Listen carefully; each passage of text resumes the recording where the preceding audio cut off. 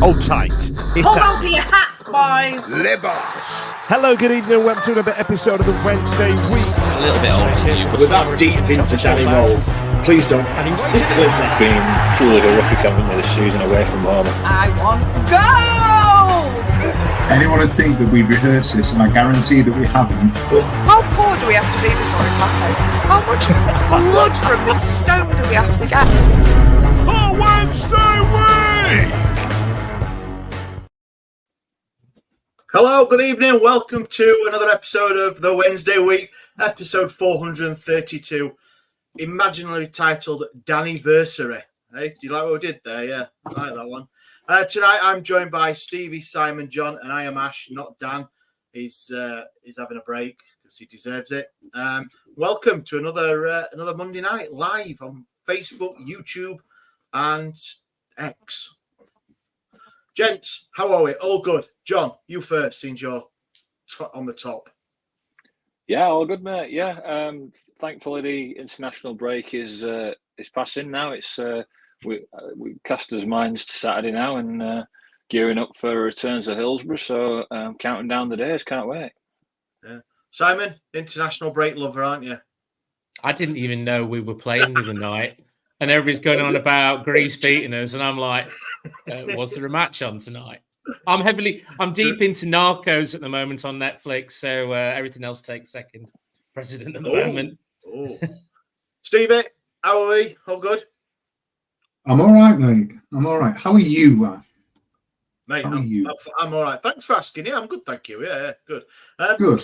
So, Glad to hear it.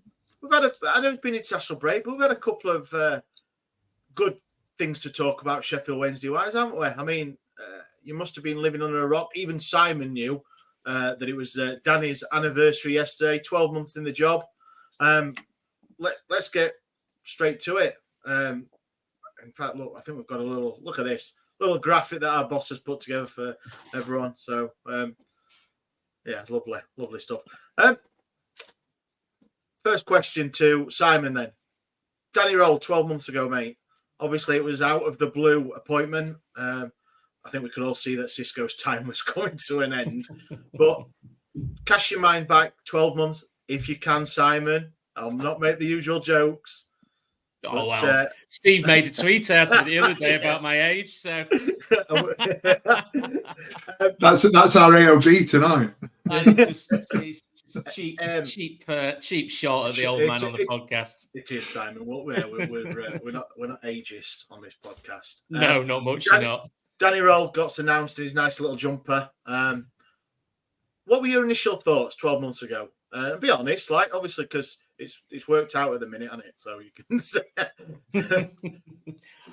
he came with a great pedigree, didn't he? I think I was one of the guys. I think we all were actually quite positive about it, but I certainly felt at the time that he was he came from the sort of Red Bull school and football, and he came done half decent job at Southampton as assistant. He was assistant manager for Germany. I mean, that's a great CV. Come on. And I think all three of us, myself, you, and Steve, we all went down to Watford and saw his first game after, I don't think it was even a week, was it, in charge? Was it like 4 days or something like that? And we saw despite losing. You've gone. I think someone muted me. Sorry. Yeah, I thought we saw a marked change in the first 3 or 4 days of him being in charge. So I was impressed. Come with a good CV. Got to give him the guy a chance. It couldn't be any worse than what we just got rid of, could he? No. Yeah, John, how about you? Your first impressions of Danny when he first got appointed? Well, I must confess, I didn't really know much about Danny Rule at all. I did know that he was in the running originally when Cisco got the job. It was, I think they interviewed him as well, and I think Cisco basically won the role because he'd got actual promotion on his CV. But it was with a very strong Watford side that had still got Premier League players and stuff. So he missed out that first initial time. So absolutely, luckily for us, that the mess that was Cisco, that Danny Rule was still available and was willing to come back and take the job on. And as Simon said, he's got that good experience. He's worked with some of the top coaches in the world, being at some of the best support positions in the world with these clubs. So that alone was a bit of a coup when you looked at where he'd come from. And to, you know, let's be honest, we're a big club in the Championship, but we know that we've not got the clout to challenge, you know, for promotion places or a big transfer kitty. So he's purely doing it just to, you know, dip his toe and get into management. And he came along and, like you say, he changed the style immediately. He brought players back in. I think Marvin Johnson, as we well documented, was frozen out under Cisco, and he got a new lease of life under Danny and one or two others as well. And you could just see that slowly but surely it was starting to have an impact. And here we are 12 months later, which we'll talk about going forward. Yeah, Stevie, coming in, Danny, obviously a left field appointment to us fans. I mean, I'm sure insiders knew what he was in, but he had nothing really to lose, did he, with his first job after the shit show? Sorry, swearing, apologies. The disastrous tenure under Cisco. So it was a no-brainer for him. Yeah, it's. We're very, you can flash forward a year and realise how lucky we are, and we can wax lyrical about everything that he's done over the last 12 months. But as Simon has pointed out, and yourself, this is a guy he's coached at Premier League level. He's been in the Red Bull system. He's worked under world-class managers, and I mean, Hansi Flick is no joke, and he's picked him. And he picked him to go and work with him. Let's be right, they might not be in the FIFA rankings in the top 5 or whatever it was at the time, but Germany are one of the best international teams that that are out there. And he worked within that system with people like Manuel Neuer. The running joke at the time is he's been working with Manuel Neuer, and then it's coming in. He's now working with Cameron Dawson. And it's when you look at it with that sort of measure of player that he worked with, and that's no disrespect to Cameron Dawson, by the way, but they're a yeah, right. No, he could have picked any goalkeeper. Just happened to a goalkeeper that. No, I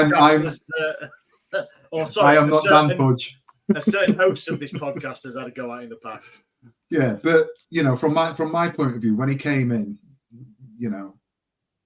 if somebody had said to me the ex-Germany assistant coach is going to come, he's been in the Red Bull system, he's been around at this sort of level, he's managed these players, he's going to come and give it a go.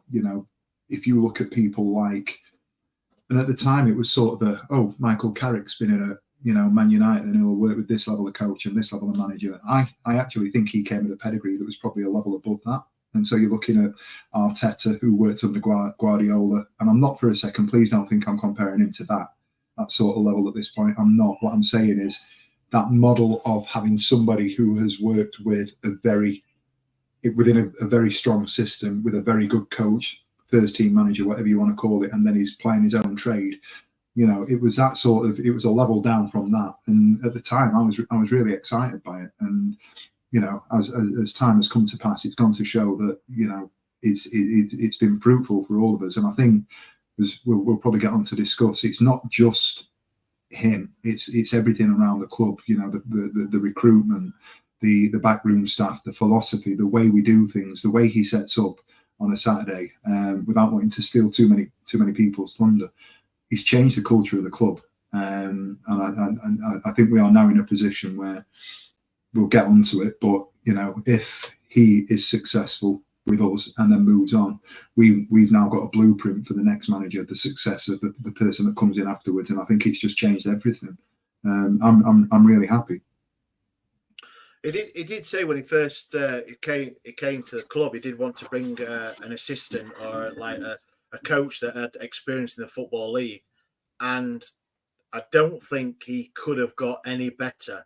And I don't know what he said or how he sold it to Chris Powell, but I think he has been fundamental as well.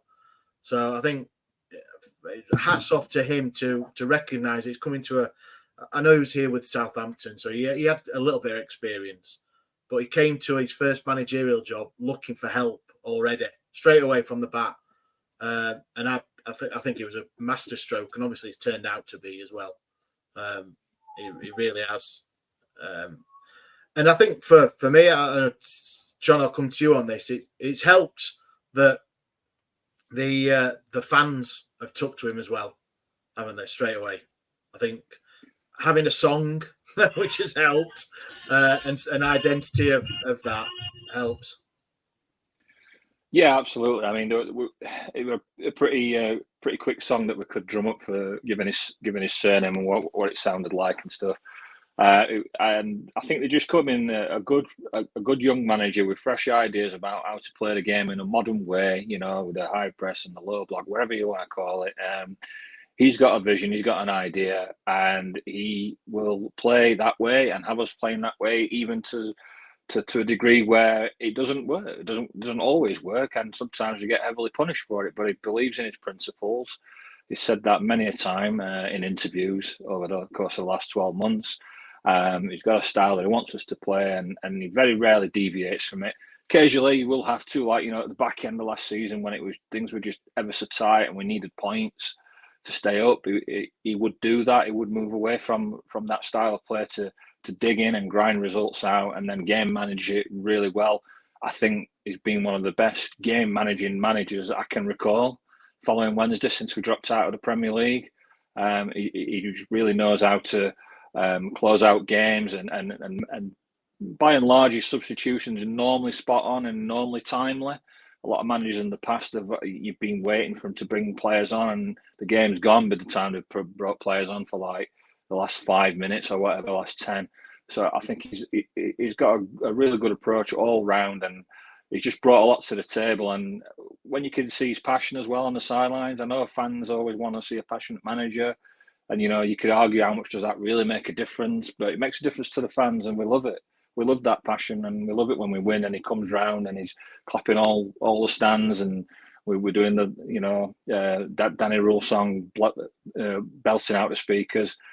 It's been a marriage made in heaven so far, isn't it? Even though we're only 15th, but we're all very happy with the progress made under Danny. He performed a miracle to keep us up, and now we're in season 2. And you can see there's progress there. Just wish we'd got some money to properly back him, but that's another story. Simon, we've had a comment here from Lolo de Wednesday, and about the question about it was a no-brainer. Obviously, thinks opposite. Think it's a brave first job to take on. Could have ended his career before it started. It's a fair point, isn't it? Yeah, I think it is a fair point, but there's I think there was a blank canvas there with Wednesday in regards to what he felt he could do for the club. You've and as Steve alluded to it's not just the manager as a whole, the coach as a whole. It's what he's brought in since then. You actually look at the model that he's employed within the club, which this club has never had before. You know, we've always been reliant on the single manager and the a coaching staff of 3 or 4. You know, you look at the backroom staff now, and he has employed that Red Bull model and brought people in from the Red Bull model, and I think he's seen he's looked at the club and obviously spoken to people. He always spoke about bringing an English coach or an English manager in with him as well. Obviously, Powell came in on that. I don't think he was naive in what he was taking on, but I also think he felt that if I'm going to do anything with a club that needs it, then this is the ideal club to put my ethos into, my what I feel we can do. I think that the point is when Danny leaves us, the club can't go back to what we had previously. You know, we've installed now a structure within the club. Even if people like Chris Powell were to leave, and Sasha Lenz and the other coaching staff, that they've established now and put into place now an ethos that can't return to the Gary Monk and two coaching staff. You know, this is a whole new ethos and a whole new forward in regards to the way the club's going to be run. Cisco and his brother, weren't it? Yeah, was it Cisco and his brother? Yeah. Yeah. You know, and that you look at other clubs in in the Championship, and there's very few that have got the same sort of management structure that we've got. You have to go into the Premiership, and we've alluded to this many times in the podcast in the past. You know, we've got a system in place that a lot of clubs would be actually quite jealous of. And I'll go back and I agree, Tyler, with John. I just wish we had a little bit more money to back up that, not only with players but also facilities as well. You know, it's, and we can only do that if we get into the Premier League, because then we'll have that influx of money. Stevie, go on, yeah, go on, mate. Yeah. I was just going to jump on the back of that and sort of say, yeah, there's the money aspect of it, but also at the same time, you know, we're now in a position where we are recruiting decent loan players. And the one thing that I would say is that I'm a little bit surprised that we haven't done more of it. We've managed to get Beadle in again from Brighton, who obviously is now performing at England under 21 level, so he is the future. He's not a player that we're going to keep forever, obviously, because he's not ours. Same with Charles. Those two players, if Shea Charles goes on to have a good season and performs at the level that he has been performing, you know, people are going to look at Sheffield Wednesday as a club, as an organisation that will bring on young players. And if you want to get a lad out at 19, 20 years old, and we've talked about this for the last 2-3 years, you want to get a lad out at 19, 20 years old and get him 6 months, 9 months, a season of football under his belt, playing in a system with a manager who's progressive like Danny Rule, then Sheffield Wednesday is an absolutely, it's bang on in terms of the proposition for those Premier League managers and coaches that want to get those players the experience. Go and have a look at what Charles has done at Wednesday. Go and have a look at what Beadle's doing. He's now playing in the England under 21s, and that's because he's keeping, not so many this season, but he's kept a hell of a lot of clean sheets playing for Sheffield Wednesday. You know, Charles is running it. You know, you've got Pierce Charles, who's now breaking into the Northern Ireland squad. We are, regardless of our position at the moment, and the sad fact is we are 15th at the moment, I think we are.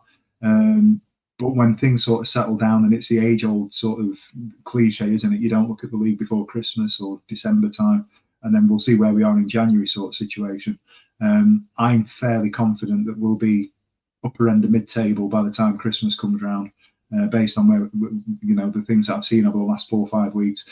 Are we going to win every game? No. Are we going to lose some more? Absolutely 100%, because that's where we are at the moment. And the reality is we are, whereas we were thinking about a playoff push at through pre-season, we probably are just a mid-table side at the moment. But if you look at that in terms of incremental gains, and we can maintain this manager and coach setup, and we can get some more players in at Christmas, and we get some more players in next summer, then next year is where we need to start thinking about where we might be. And I'm really excited by it.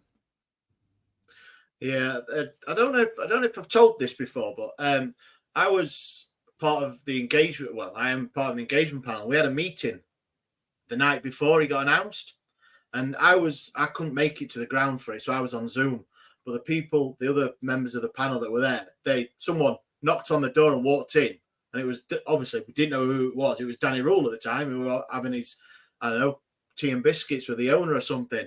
And he put his head in, wrong room. And then that was it. And then this was a day. And obviously, no one knew. Obviously, they knew the manager had gone, but they didn't know who this guy was. And yeah, it was quite a. Is that where they got the Ugbo unveiling idea from? Hey, it could have been. It could have been. In the what's the thing of being fair? I suppose we do have we do criticise, but also Martin's put a comment on. Let's credit Chansiri too. One, to bring him in, but secondly, to convince him that this is the place to stay and build something. That's if it was Chansiri. I don't know if you've got agents or whoever.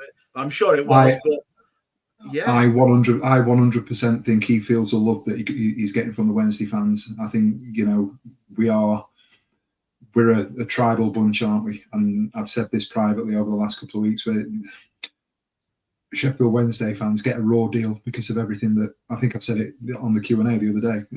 We get a raw deal because of everything that happens in the press and so forth. However, you know, I defy anyone to come to an away game with Sheffield Wednesday fans and tell us that we're not a good bunch. I'm you know, I'm biased, but I'm one of us. But we're good lads. You know, we sit, we take the piss. We laugh at each other, we help each other out, we jump on, we're a community, we're a family.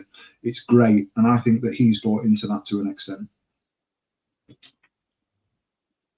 So you don't credit Chansiri at all? You're an Arsenal there, Steve. Listen, I'm not saying that I don't credit Chansiri. Chansiri's clearly doing something, and I think it's a bit of a reciprocal situation in that. Of course. I would argue that Rule's going, I will stay and I will do this and I will manage your football team, but let me manage your football team. So stop this micromanagement. Stop telling me what I need to do. Stop making sure that you have the last say on absolutely everything. If you want me to set up a good coaching setup, let me do it, and I'll show you what I need. I'll tell you what I need, and this is how it's going to happen.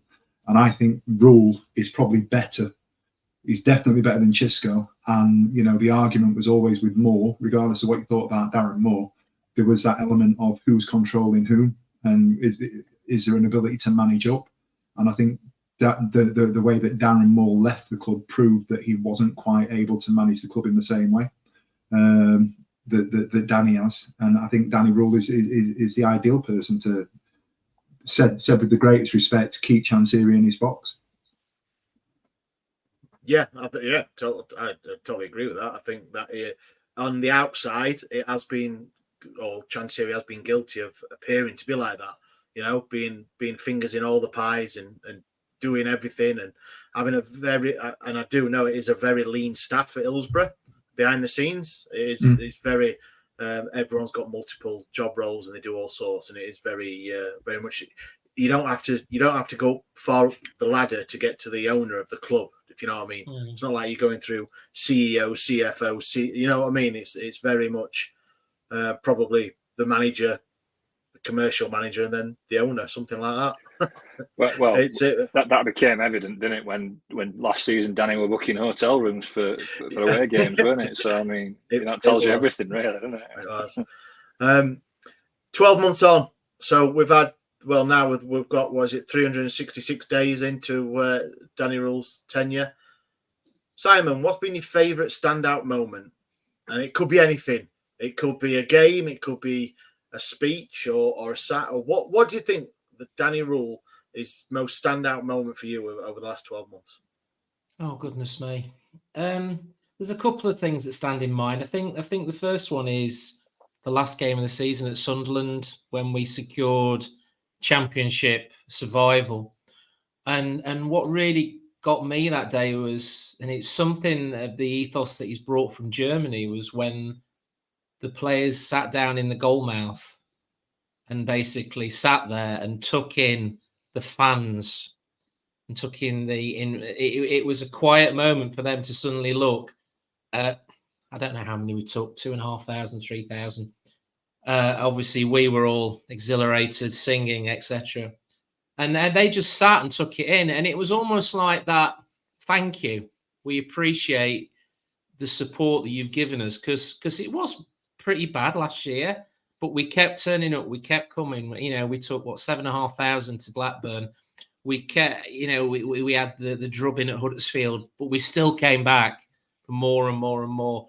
And I think that one really sticks in my mind. And then the second part really is him confirming his future to the club and then setting out a really good, solid pre-season, of which then filled us probably with a little too much hope for the start of the season.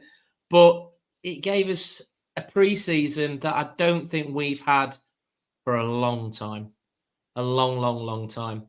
And it's actually brought some pride back into being a Wednesday fan, because we have been much derided through the press and through certain unsatisfactory elements or unsavoury elements, which are amongst all fan bases. But we've had very minute minority, isn't it? Very minute minority. But they get the loudest press. But they get the loudest press, exactly. And then obviously with our younger brother across the city having a little bit more successful time over the last few years, it's just been nice to, wear the Wednesday shirt if you wear one, and go, and be proud to be a Wednesdayite. And I think Danny and his coaching staff have brought that back, which is something we've not had for a long time. Yeah. John, what about your favourite Danny moment of the last 12 months? What stood out for you? It's hard to put it into one moment, but I think just really for me it was just the actual so like similar to Simon, just knowing that we'd actually stayed up at Sunderland, but all those last running of games, what we did, where we were just, we were winning games, and we started to believe and kept that belief going, but also kept us expectations tempered somewhat as well. It were always one game at a time. As you said earlier, it looked dead and buried after Huddersfield. It looked like it was an impossible task, but Danny believed. He kept the squad believing, and turned the fans around as well. We'd go and get another good result, and all of a sudden it were back on, and just to go and finish the way that we did. I mean, basically, Wednesday's just a bat poo crazy club, aren't we? I mean, we've had 2 miracles in 3 seasons, haven't we? Whatever, we've had the should have been out against Peterborough, and then we'll go and get ourselves up, and we all know, the story of that, and then should have been relegated by a country mile, and we come back and stay up. It's just that's just Sheffield Wednesday. It's such a roller coaster ride being a fan, but I just think Danny's he's just brought hope, hasn't he? He's brought hope to the club. He's brought hope to the fans. You could argue every season that the club tries to sell you hope, don't they? But, sign a player here, sign a player there, or whatever. We got it through management. We got a really, really top coach and backroom staff, because we haven't got the budget to go out and compete with these teams. So we've gone a different route, and it's looking like, short, middle, and hopefully long term, that we'll reap the benefits of that. But the better he does with us, then the obviously bigger risk there is that somebody will come in from. But we know that. But I'd rather have that than, like you said before, go back to the old ways of employing washed-up managers who've been out on a job for years and just want a payday, really. So Danny sold us hope, and I'm there for it. Yeah, I like it, John. Yeah, I'm with you with that one. I think. Stevie, same question to you, mate. And anyone who's listening, watching, if you want to put in the comments what your favourite moment is. Stevie, what's been over the 12 months your favourite Danny moment? I think the lads have covered it to an extent. I think if I were to offer something different, just to give a little little variety on the conversation, that moment at full time when we secured the first win of the season, Rotherham, and then they started playing the rule song, Daddy Cool. Bearing in mind that we'd not won in 13 games and we were in the shit, that just that one moment of euphoria. And I know it was only Rotherham, and I know we were bottom of the league, and I know all of that. That moment, I think, will always be a point to go back in history and realise that that's when things started to change. You could pick the Blackburn game away. You could pick Preston at Christmas. You could pick Sunderland, as we have. The other one for me, that I really enjoyed on a personal level, was Stoke. The Masaba last minute goal. It wasn't a great performance, but the feeling that we had, and he was out, and it was at that moment that he started doing the hand waving. I'm sure he'd probably done it before, but that was one of the first times that I'd seen that away last season. And at that point, it felt good. And on a personal level, yeah, the last one for me, just selfishly from a podcast point of view, was QPR. That wasn't necessarily a raw moment. It was a Sheffield Wednesday, the Wednesday week on tour moment, and it was just a great day with you lot. So yeah, I was going to say Leicester, but Robbo stole my thunder because he's already said it, and I thought I'll say Leicester because it wasn't obviously a win. It wasn't anything convincing, but it was just, I thought, for me, Robbo's put it, he says, for me, it was the Leicester game at home last season. Last minute equaliser. Danny doing a lap of Hillsborough, high diving, the fans shouting, "We need you!" Goosebumps moment. That. So I who would have thought? Who would have thought that the person who scored the goal, Jeff Hendrick, would have turned our season around, and that's what I was going to say. Changed our season. And I was going to say that for me, that was the time when, all right, it wasn't a pretty game. We were in it. Don't get me wrong, we weren't well out of it. I think Leicester were a bit off it. But we were still in it with the crap we'd had, and for Jeff Hendricks to pop up obviously with a last minute equaliser, And I think from then it was, I really did believe, and I thought Danny had done something in that game, and I thought that was the start of the season, even though it was God knows how many months in. And I was going to say that for me, and I just think that excuse me, windy pops, as Dan would say.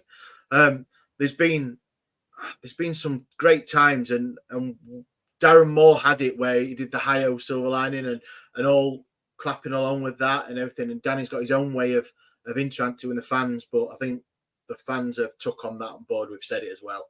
So for me, it was that was it. So, boss, Danny Rule's honesty after the 6-0 drubbing at Ipswich. I tried to do this, I got wrong, but I tried to win. There you are. That's a great thing.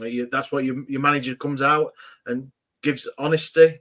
What you want to hear, isn't it? He tried something, it didn't work, and go again. Can you flash up the greatest name that I've seen in this chat and either one of the comments? I've been waiting. One of the comments. It's been absolutely outstanding. Hergle McGurgle. McMurgle. Hergle McMurgle. Apologies, he or she or however. Probably the West Brom game. All the work of the preceding months had paid off, and survival was finally in touching distance. I was so happy that day. There you are. Fantastic. Yeah, there is going to be. It's going to link to games as well, not just obviously where you thought this season turned or you thought that you believed. And I think that's great that he obviously after the shower that we did, that the months after that he brought that to the Wednesday fans, because it weren't a happy place, was it, after 10 games last season? No, it was awful. Yeah. Right, so we've exhausted Danny, and what time are we on here? 32. That sounded horrible, didn't it? Or exhausted him. But yeah, I'm gonna put some adverts in. So as Dan would say, we're gonna some people are gonna sell you some stuff. So there you go. Yeah, we're back now. Thank you very much. So we've got a bit of an early season report. So we've talked about signings with Danny and all this stuff. So just a quick overview of obviously the first, what we have now, 10 games has it been? 9 games are we in? Can't remember now. 15th we are. Look at 9, I think. I'll start with you, John. What this season we've had 13 incomings. What's been your best signing of the season so far? It's going to sound obvious, isn't it? And I don't want it to be recency bias, but I can't help think that Shea Charles is looking like a real Rolls Royce of a signing. I mean, he's come in and he's slotted in, and he's given Barry Bannon, like, it took 10 years off Barry Bannon, and he's just given him a lease of life. And you can see his quality on the ball, his composure. He never gets flustered in games. You can see the qualities there, and you could see that Danny Rule was like buzzing when we signed him. He talks about him, and he can't help but grin.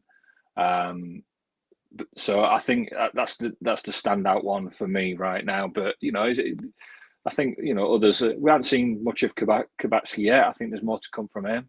Ingleson flashed here and there as well. So I think there's more to come from him too. But I can't look any further than Shea Charles right now. I think a lot of people agree with you. I think he's been an inspired signing for such a young guy as well to come in and slot outside of a guy who's nearly twice his age, isn't he? Not far off, is he? But Simon, I'll come with you. Your best goal that we've scored this season that you can remember. It doesn't have to be the best goal. It could be any reason. It could be in a 2-1 loss to Luton, couldn't it? Yeah, I've actually, because we got these earlier on, didn't we? And I've written 2 or 3. Just I one, think please. Bannon's goal, QPR goal. I thought to break the deadlock, despite us drawing 1-1 in the end. I thought Bannon's goal was a superb turn volley. Lovely finish. Something he lacked last season was his finishing. which we missed out on. He's got a few this season. I loved it. Loved that. It was a great goal. Stevie, your question is, what's missing? What's missing from this team? We've obviously, John's waxed lyrical about Shea Charles, and obviously his partnership with Bannon in the midfield has been questionable, hasn't it? In seasons before, we've had Will Volks, Mas Luongo, George Byers, but for you, what's missing from this current 11 or stroke 18, should we say? Goals.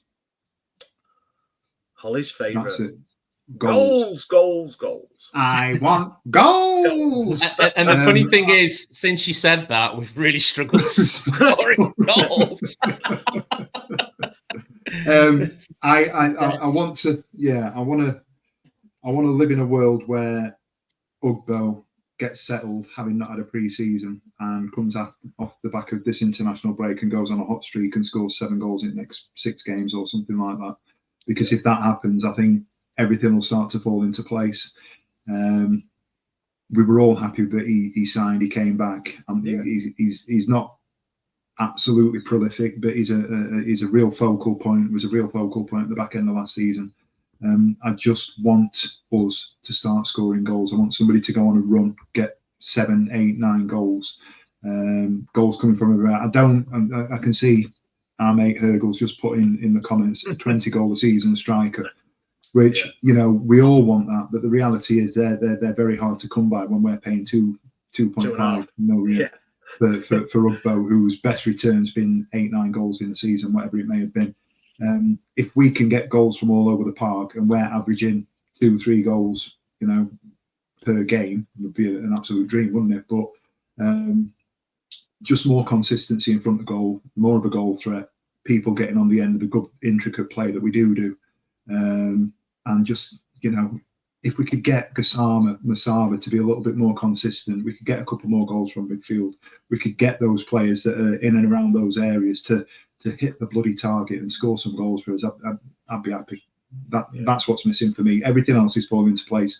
We've got an outstanding goalkeeper, Baz and Shea in the middle of the park. Fantastic. It's starting to come together. I'll let Ash tell you why we've just started laughing, but that's what's missing for me. Just a little bit of focal point up top. So I love all your answers, I do, but I think Paul has come back with probably the answer that we all want. It's only a penalty in the 93rd minute against the Bullens. We've still got to score it, though, haven't we? Oh, come on, John. No. And also we're 4-0 down, so...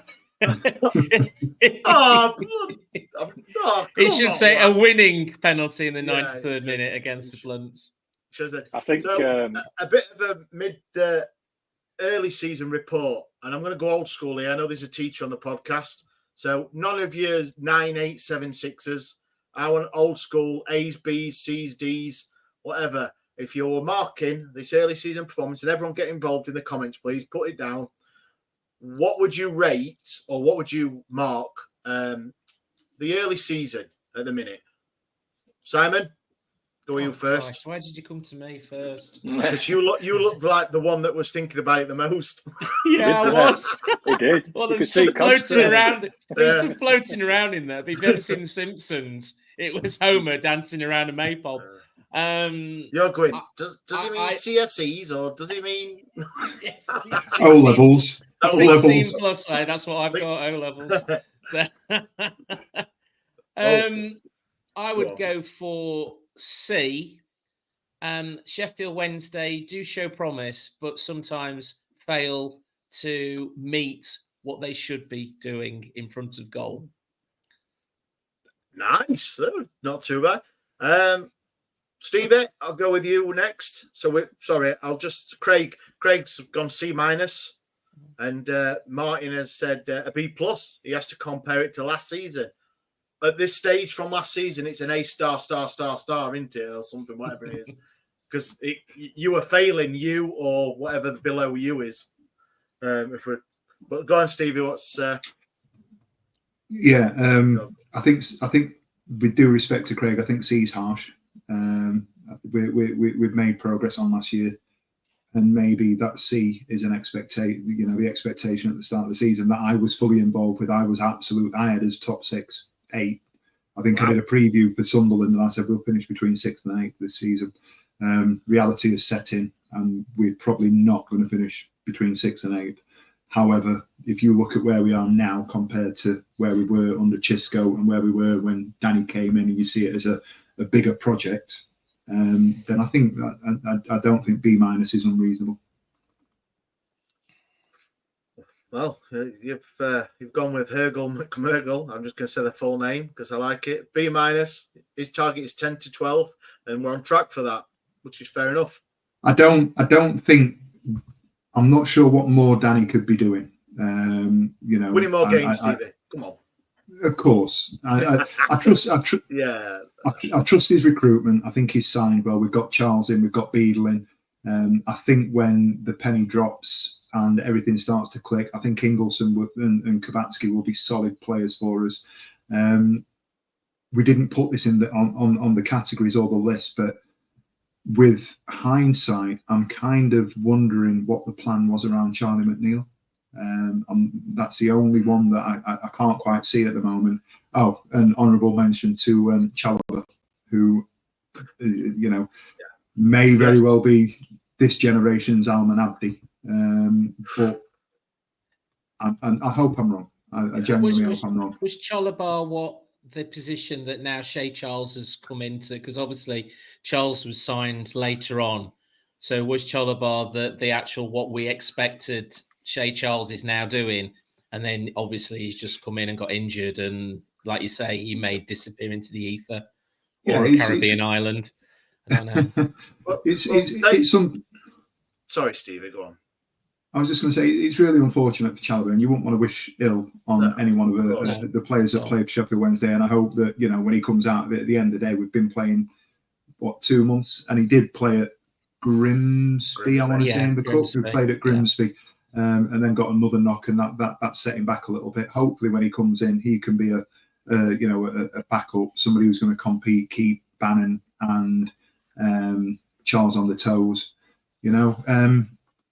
We'll see how it all works out. But I want to see a little bit more from those sort of periphery players going forwards. John, what's your early season report? How do you rate it?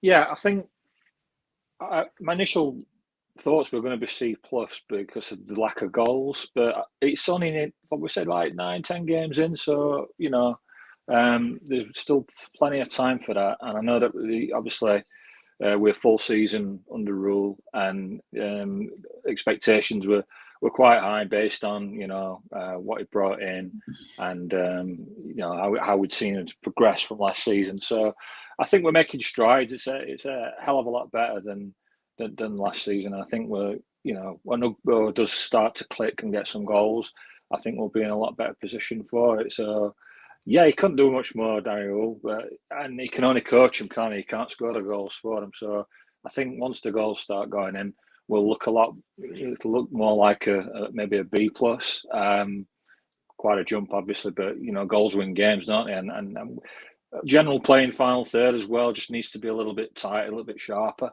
And I'm sure we'll work on that, and I'm sure it'll get better. So I've gone with C+, but C+ and B-, it's a cigarette paper, isn't it? So very close. Karen's put C+, moments of quality, and it will improve with belief. You can't argue with that one, can you? Mm-hmm. So we've seen in the media, social media, and anything that there is rumours that there's new contracts being offered already to some players, which is a first as well. So we said about how Danny's changing the philosophy and behind the scenes. So it looks like that Paul Valentin and Akin Famewo have been offered new deals. Would you be happy with that, Stevie, if both of them re-signed? I'm going to be controversial and say that and I think I probably booked the trend because I know there's been a lot of love recently for Valentin, but I think of the two players, the one that I'd rather keep would be Firmino. I think Firmino has been class over the last sort of month or so. He's been my surprise package of this season. It comes with a caveat that I only think he's suitable to play in a back three. I don't think he can play centre half in a back four, and I mean that with the greatest respect. I think he needs an insurance policy behind him, and I don't think that comes if he plays in a flat back four.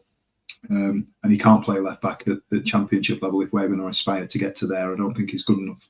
And again, I mean that with the greatest respect because I think he's been absolutely phenomenal in the left-hand side of that three, and he can do it better than anybody else that we've got in the squad at the moment. I would buy I'd give anything to have Firmino sign a contract because I think he's that important. Because when things aren't going well and that flat back four isn't working, we go to three at the back. I think he's one of the most important players in the team at the moment, and I think he's earned that. Would I have Paul? Yes. For whatever reason, maybe it's just a personal thing, maybe it's a love of Liam Palmer, whatever you want to call it. I'm not quite where everybody else is on Paul Valentin. I think he does really well, but I think he's more episodic than people see. I see it as more episodic than other people do. I think he comes in fits and starts within games, but then he can be quite anonymous at times. And I know that's a controversial take, but I wouldn't be unhappy with him signing, but I don't see him as a starting right back, right wing back for us over the course of the season. I think he comes in and he's a backup player, a squad player that comes in and does well here and there.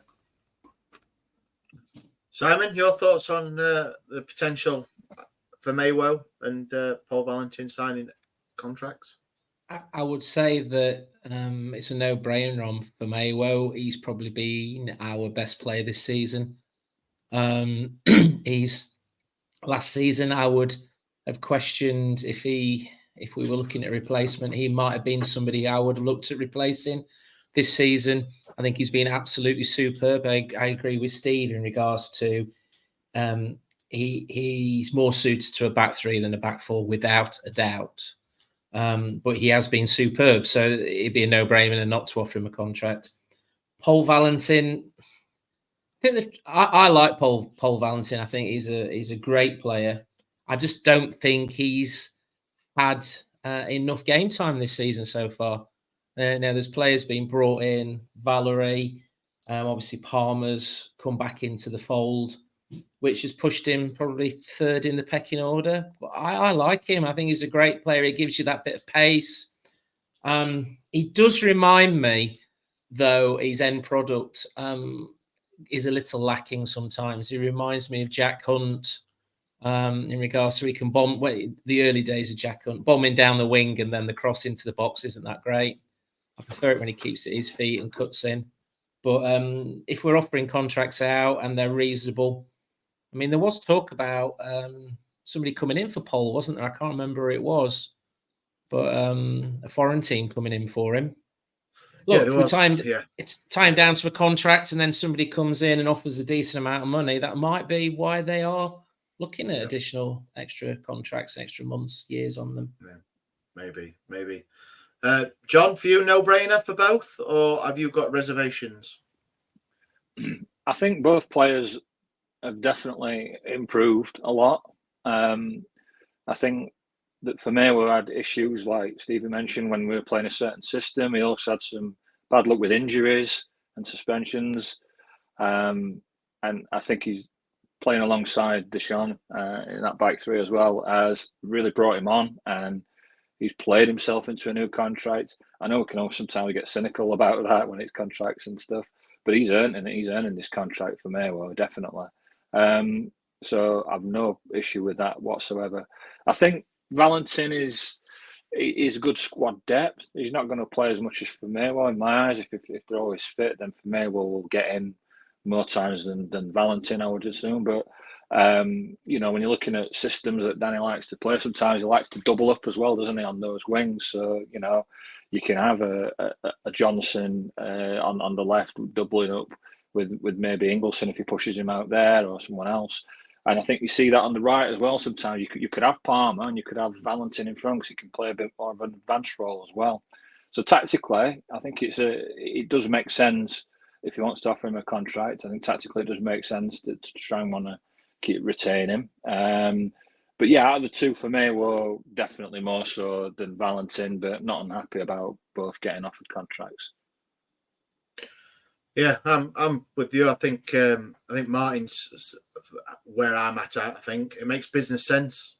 Both of value. Let's not lose them on a free. I think Valentin's 27 and for me was 25.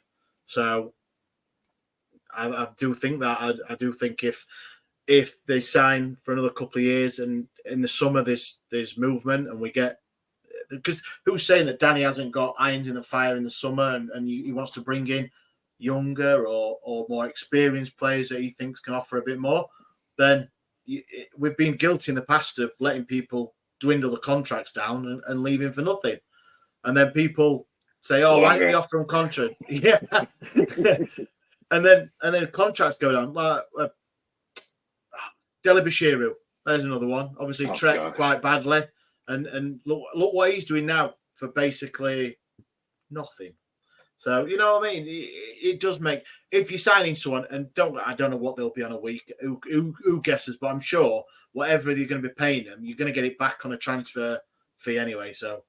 The club's got huge history going way back, hasn't it? Darko Kovacic, you know, he left the club for peanuts and then went to, was it Sampdoria, or he went for 9 million? Yeah, Sociedad, and then he went to Juventus. Juventus, Real Sociedad to Juventus, 9 million. You know, we've got history of it, haven't we? Yeah, I mean, you're talking about strikers, and it's been announced today that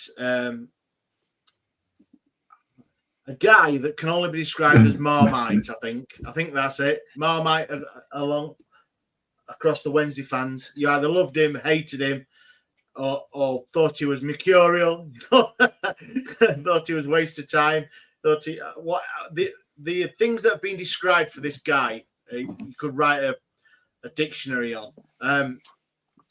Yeah, if you've seen it on social media, the big man, and I know he didn't like it, but Big Dave is there. Look, has announced his retirement, and he said in his press release or tweet or whatever he didn't want to retire. He's 35, and it's early retirement for him. So, what do you think to that? What was what were your thoughts on Nuhui, Stevie? I'll come to you first. Obviously, were you love him or hate him? Could you see the merits of what he offered, which thing, and just give me your favourite Nuhui moment? I realise this, like, he's been left a while, so it's not like. Yeah, I wasn't a Nuhui guy at the time. I wasn't a big proponent of Big Dave, if I'm honest with you, especially the early contract or two. As time went on, I began to see the merits of having a Big Dave. He will always be. I'll always remember him and be grateful for the impact that he had off the bench. The goal against it's Norwich, the goal in the corner where he comes in and whips it into the top corner at Hillsborough. It is Norwich, isn't it? Was it Preston? Yeah, it might have been Preston. What the wonder goal? Yeah, the wonder goal. Preston. Okay, yeah. There you go. That's a level of reverence I've got, with the greatest respect to him. For me, it wasn't that goal. The one that I remember him for was the Leeds knee slide. That's as iconic as you can get for respectfully a Met super sub type player. But I don't think he was ever going to be a player that we'd build a team around. And he's played when we were in terms of a status, we were at a higher level than we are now. I'm not sure that Danny Rule would build a team around Atdhu Nuhui, but fair play to him. He loves the club. The club will love him. I will respect him for everything that he did for this club, but I don't have that sort of reverence for him that certain other people do. But I'm glad that he speaks with such high regard for his time at Sheffield Wednesday. John, Atdhu Nuhui.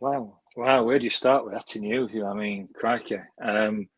scored at QPR, I thought we'd got the next Zlatan. You know, he looked like a proper player, didn't he? You know, and then the slogans kept coming out, "Dare to Nuhui" and all that in reference to Zlatan. But he was such a polarizing player, wasn't he? I mean, some games you'd be watching, you're like, how does this guy even get a game? You know what I mean? He looks awful.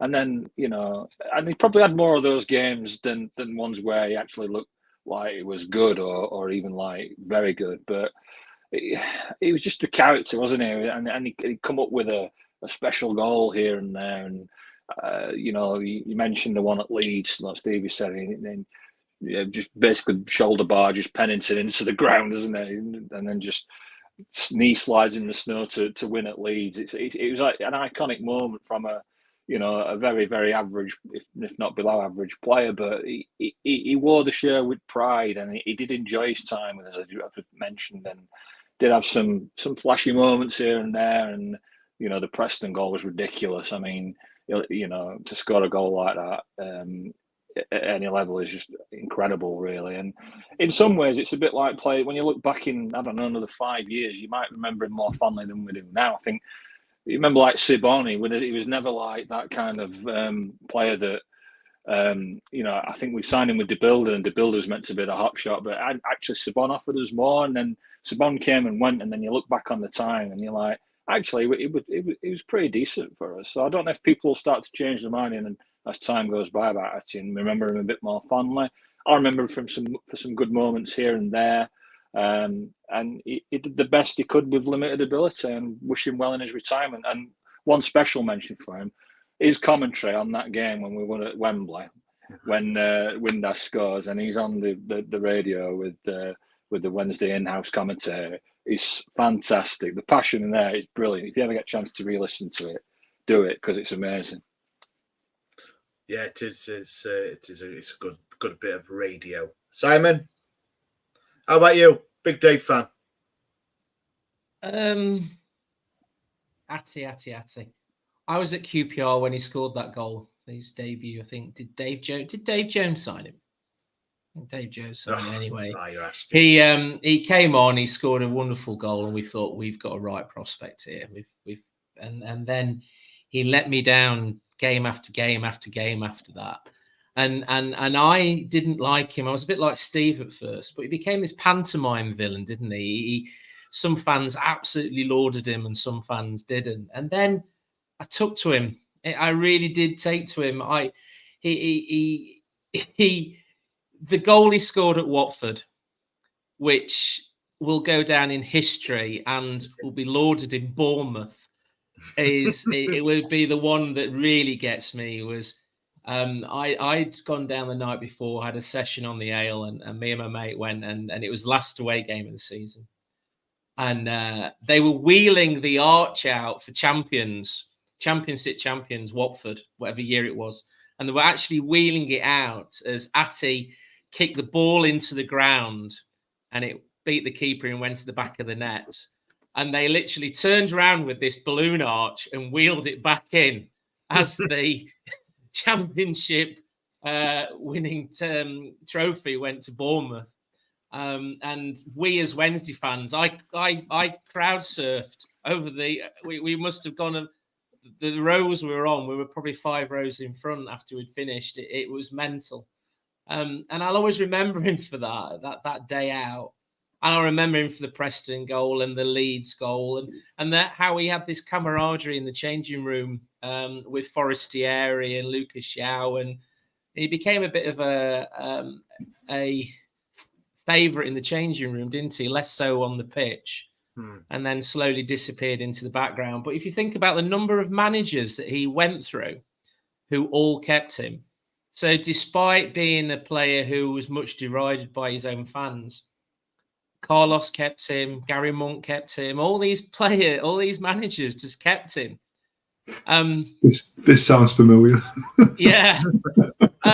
And one thing that'll just endear him to me was I think we played Wigan away on a cold Tuesday night, and a mate of mine took us. He lives in Warrington. He's got a company in Warrington, and they paid hospitality. And his words were, "Who's that big lump playing up front for Wednesday? He looks like he runs like he's got no knees." And forever after that, he's always called him No Knees. So is that bloke No Knees still playing for you now he's left? And that became the thing that Big Dave became Harsh. No Knees, because he ran like he no longer had any knees. And there you go. That is Big Dave. Then That's again, it. Yeah. give me 10 Atdhu Nuhui over 1 Jay Bothroyd. There you go. Yeah, that is Atdhu Nuhui. Yeah, well, congratulations on your retirement, and you know where we are when you want to come and have a chat. If anyone wants to see that, should we try and get Big Dave on the podcast? Campaign to get Big Dave on the podcast. Not if we call him Big Dave, he won't come on. Yeah, He don't like it, does he? Yeah. Sorry, Given my comments, I'll probably swerve that one. Yeah, if his agent, But thank you. If his agent wants to go, who's this podcast that we'll watch a few episodes? Yeah, not this one. Skip that bit. Yeah. Skip Steve. Go watch Dannyversary. Yeah. Everybody else spoke really well about him. Mine was Leeds, easy one, isn't it? I mean, the knee slide. He scored the first goal as well. He scored 2, didn't he, that day? Mm-hmm. Yeah, he scored 2. The first one was a decent one as well. So that was in the snow. Yeah, I really enjoyed that. Right, it's nearly the end. We've done an hour. The boss will be kicking us because we've gone over an hour. Has anyone got any other business? I've got I've got one. Just in case she listens back, it's Holly's birthday today. We all seem to have podcast birthdays in and around a couple of months of each other, and it's Holly's turn tonight. So, this isn't planned. I just want to wish Holly, on behalf of the rest of the Wednesday week, a fantastic birthday. She's had a year, obviously, bless her. And I hope she's out there getting absolutely smashed tonight, and ready for Portsmouth. Peanut whiskies. We love you, Holly. Yeah, thank you, Stevie. She's a good one. Any other business from me? You may have seen on our social medias the last week too. We're on Saturday, the home game against Burnley. We will be setting up our donation station for our friends at Pact. So if you can get down there and donate your shampoos, deodorants, tissues, flannels, body wash, all new, by the way. Go into the mega store. There'll be a donation station there that you can just drop it off in there. You don't have to talk to anyone. You don't have to look at any. You won't see any of our faces. So don't want to see that. And also just for take some spare change down with you as well. Pact are doing a bucket collection around the ground before the Burnley game as well. So the fantastic friends over there doing a great thing. So if you can help them with a couple of quid as well, that would be fantastic. Thank you very much. Anyone else with any other business? We play Burnley on Saturday. We do. Yep. We do. Yeah. Do we want to talk about playing Burnley on Saturday? No, we don't do them. How long have you been on this? We don't talk previews on this show anymore. How long have you been doing this? No, do we, Heck? We do. Right, for anyone who watches this show, yeah. So we do a hello from the other side, which if you tune in, that's our preview with a podcast that from the team we're playing. And 3 of them this season already. What else, Steve? we do? You should know this by now. What else would, if you've not seen, because obviously we're all over social, I put a predictions out. So these guys tell me a prediction and we put it out and then we just hammer them if they're right or wrong. Or just tell me I've got the wrong one and throw me under the bus. Yeah. We're on the socials. Oh, wait. Oh, yeah. All the social medias. All of the social media. So, yeah, that's it. And I've got any other business because I've got an apology to make as well. I thought to apology to the Sheffield Wednesday ladies. I was supposed to get down yesterday to watch their home match and some family stuff come up, so I couldn't make it. So apologies to them. I said I was going to do it, but I didn't. But I will, or we will, make a home game very much soon to go and watch the ladies. And we'll get down en masse, won't we?